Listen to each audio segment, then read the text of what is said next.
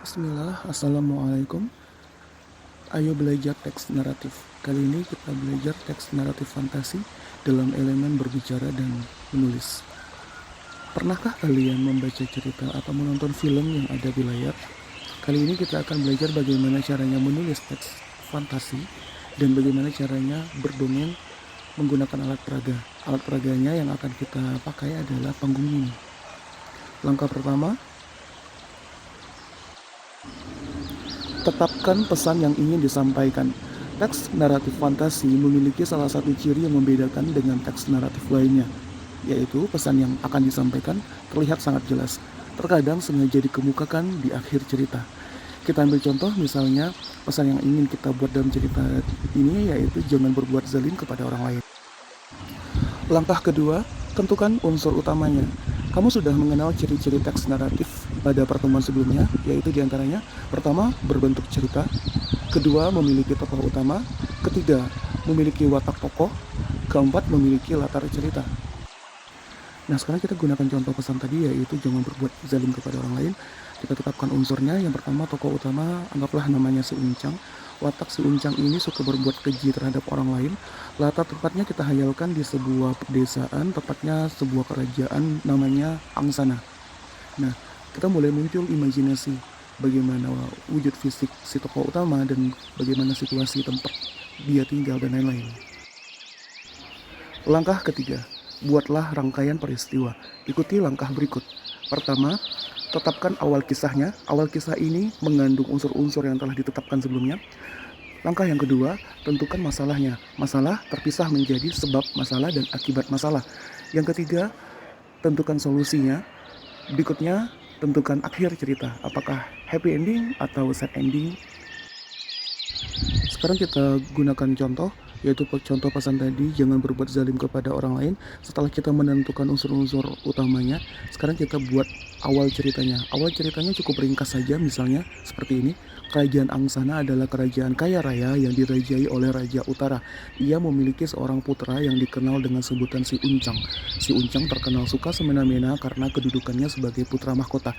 Nah, di dalam awal cerita ini terkandung seluruh unsur utama yang telah ditetapkan sebelumnya, yaitu latar cerita di kerajaan Angsana, nama tokoh utamanya yaitu si Uncang, dan sifatnya terletak pada kalimat terakhir yaitu si Uncang terkenal.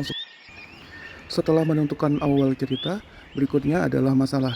Masalahnya kita bagi menjadi dua, sebabnya dan akibat. Untuk kisah tentang si Uncang di kerajaan Angsana ini, sebabnya kita buat si Uncang bermimpi bahwa semua orang akan tunduk dan tidak akan membantah dia lagi jika ia bisa membuat cincin dari inti pohon yang berwarna biru. Akibat mimpi itu, si Uncang memerintahkan semua orang wajib mencarikan ia pohon yang dimaksud meskipun harus menebang semua pohon di wilayah kerajaan Angsana. Masih di langkah ketiga, setelah kita membuat masalah, berikutnya kita membuat solusi. Untuk contoh cerita tentang si Uncang ini, kita buat solusinya seperti ini. Hampir semua rakyat di Angsana menderita karena pepohonan habis ditebang. Mata pencaharian mereka hilang, raja pun sakit-sakitan karena kerajaan kehabisan obat herbal yang biasanya ada di hutan. Serta terjadi krisis air dan makanan. Raja meninggal, sebagian besar rakyat minggat dan sebagian lain ada juga yang meninggal. Akhir cerita, si Uncang kemudian menemukan sebuah pohon terakhir yang memiliki inti berwarna biru. Si Uncang berhasil menjadi raja dan memiliki bahan membuat cincin, tapi tidak ada satu orang pun di kerajaan Angsana. Seluruh rakyat meninggal dan ada yang kabur. Si Uncang pun bersedih dan menyesal, karena hutan sudah tandus, turun hujan dan kerajaan pun tenggelam. Setelah kita merumuskan rangkaian peristiwa tadi, itulah yang disebut sebagai kerangka cerita. Kita memasuki langkah yang keempat. Kini, kembangkan kerangka cerita tadi menjadi teks naratif. Nah, tipsnya adalah: 1. Deskripsikan latar tempat, suasana, waktu menggunakan teks deskripsi. Kalian sudah mempelajari teks deskripsi, bukan? Yang kedua, gunakan dialog untuk percakapan antar tokoh. Bagian ini dilakukan paling banyak ketika mengembangkan pada bagian masalah dan solusi. Nah, di sini ada contoh untuk pengembangan cerita dari tahap awal cerita itu. Jadi dari satu paragraf menjadi 3 paragraf. Seperti ini misalnya. Kerajaan Angsana terkenal sebagai kerajaan sejahtera yang memiliki wilayah hutan yang sangat luas. Mata pencaharian penduduknya adalah dari hutan, seperti penjualan obat, herbal, tanaman, kayu, dan lain-lain. Kerajaan ini diperintah oleh raja yang adil dan pandai menjaga kelestarian hutan. Sudah sejak dulu mereka pandai mengelola hutan sebagai sumber pencaharian, tapi tidak mengeksploitasi hutan secara semena-mena. Sayangnya, putra mahkota adalah orang yang semena-mena. Ia tidak ragu untuk memerintahkan apa saja kepada pengawal atau rakyatnya, asalkan keinginannya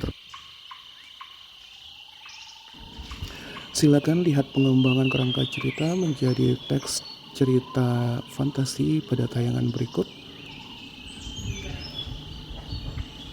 Berikutnya, kembangkan sendiri kerangka cerita yang telah kalian buat.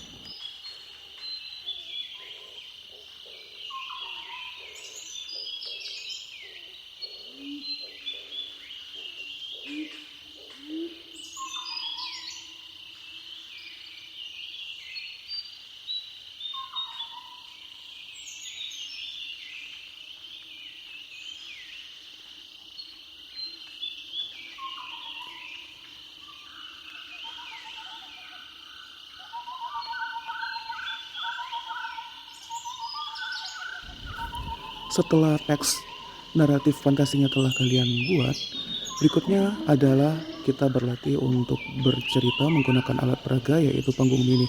Pada tayangan ini silakan kalian pahami bagaimana caranya membuat panggung mini, kemudian bagaimana caranya bercerita. Silakan disimak dengan baik. Assalamualaikum warahmatullahi wabarakatuh. Waalaikumsalam warahmatullahi wabarakatuh. Perkenalkan, nama saya Wardah Ikhtiara. Saya akan menyampaikan sebuah dongeng fabel yang berjudul Kancil yang Cerdik dan Kerbau dan Buaya. Pada zaman dahulu di tengah hutan yang lebat, hiduplah berbagai jenis hewan, antara lain kelinci, kerbau, buaya, tupai, dan lain-lain. Gege, lihat-lihat, coba lihat sayapku. Indah kan? Kata si cacing capung.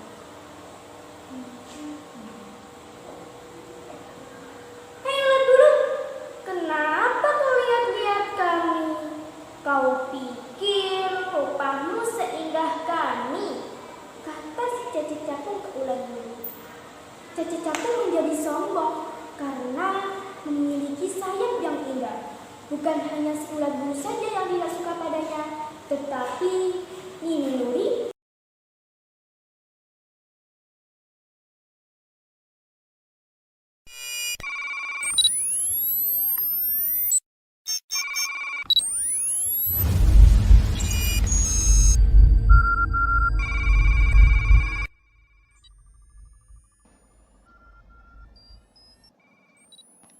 Assalamualaikum warahmatullahi wabarakatuh. Wah, Masya Allah. Hari ini kita akan membuat panggung cerita seperti ini. Oke, yuk kita mulai. Nah, yang pertama kalian butuh kardus. Kedua, gunting dan cutter.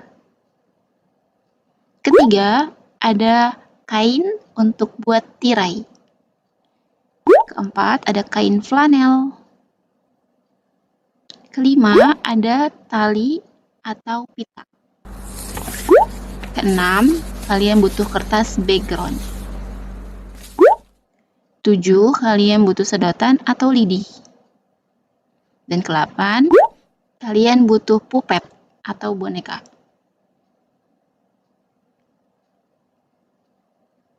9, kalian butuh selotip. 10, kalian butuh lem.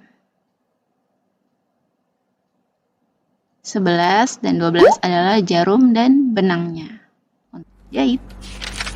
Yuk kita mulai. Pertama kalian harus potong dulu sisi-sisi yang tidak diperlukan, yaitu bagian tutup kardusnya itu ya. Oke, ini udah di garis seperti ini dan di cutter juga. Jangan lupa kita tempelin dulu pakai lem, kertas putih polos. Kemudian baru tempelkan backgroundnya. Sesuka-suka kalian ya backgroundnya, pilih yang warnanya bagus. Nah, di sini aku pakai background untuk